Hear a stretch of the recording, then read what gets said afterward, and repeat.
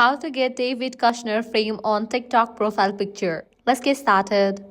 Launch your TikTok app. Make sure you have already logged into your account. Now at the top right, you're gonna find the search icon. Click on that. Now type in David Kushner and search for it.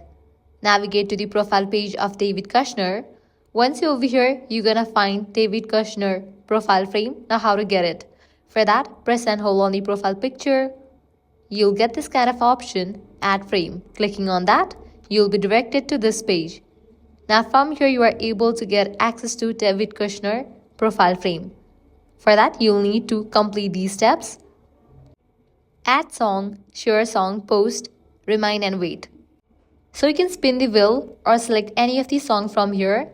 Add the song to the music app or the Spotify. Then share the song to any of your TikTok friend. Then go ahead and post a video on the song. After you complete these 3 steps, remind and wait. Remind the person who received your song. Once they add it to their music app, favorites or my music and create a post, you both can get rewards. Both of you will get access to David Kushner's profile frame. So this way you are able to get David Kushner frame on TikTok profile picture. If this guide helped you out, don't forget to like, share and subscribe to our channel. Thanks for watching.